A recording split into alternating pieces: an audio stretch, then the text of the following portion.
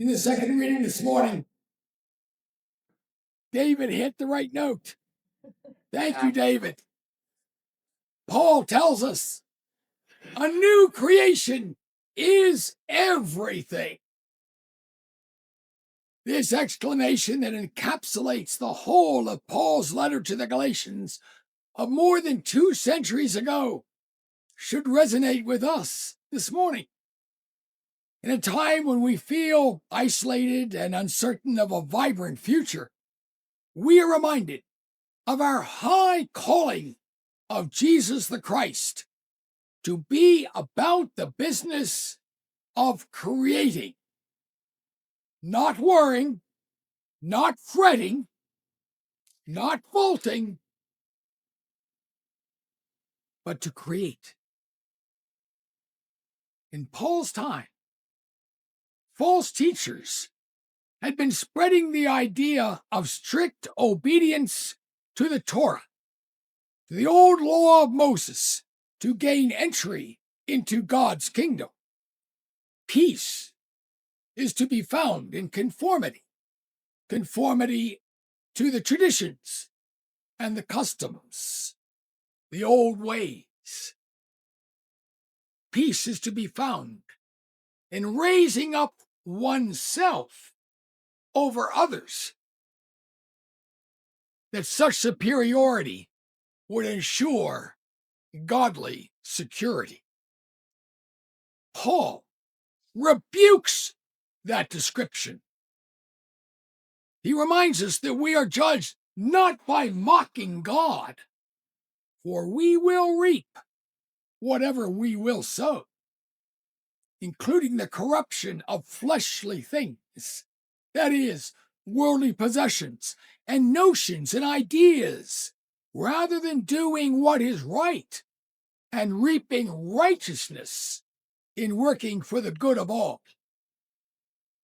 We face this challenge every day as we face the temptation of setting litmus tests in the way that others might understand and act upon the law of Christ, a renewed law of love, of God, of self, of neighbor. Some of the tests that we inflict on others are simply our bias. But other tests, they emanate from the deepest prejudices that we hold tightly to. I said earlier at 8 o'clock that I hate the color green.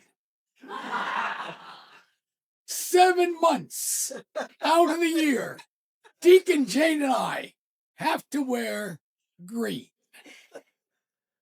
I don't own green shirts. I don't own green socks. Don't like green. But then I might have to admit that I also don't find someone dressed in green very attractive. I hate the very thought of certain reptiles. Deacon Jane, in the proclamation of the gospel, she uses that word. I can't use that word. You know what they are. You know those slimy little things that down there. Ugh. Oh. Mary will even testify that if I'm watching a show and one of those things appears on the screen, I have to turn away. I get nauseated. Now, don't go Freudian on me. Nothing to it. I've always had it. I just despise those little things. And if you have such a pet, however, there must be something perverse about you. We open the door to discussion about sexuality. And out floods all kinds of hidden, not bias, hidden prejudice. I hear about transsexuality, and I can understand it as a concept. Maybe. But to see it played out? Maybe we need to keep that one in the closet a little bit longer. I see a "Let's Go Brandon" election sign on the front lawn of a house in the neighborhood. And I think, what a horrible person must live in that godforsaken house that he would dare to put a sign like "We know what the real language is," to put that in our neighborhood. Or I smugly glow with appreciation for such a vivid example of free speech in our neighborhood. The writer A.J. Conyers writes, "All religion and every practice of religion, and in fact all of human life, is in danger of being marshaled into the service of the human ego." He presents a truth that echoes the words of Paul as he describes his own understanding of religion. "May I never boast of anything except the cross of Jesus Christ, by which the world has been crucified to me, and I to the world." We too easily get caught up in self-righteousness and self-indulgence. We believe only that which is convenient and ready for easy consumption and digestion, handed to us so easily by pundits of every persuasion. We quickly fall away from the gracious and generous nature of the gospel, with religion oftentimes becoming only personal and private. However, the very word religion, coming to us from the Latin, refers to that which binds us together, unites us through sacrifice of self for the good of all.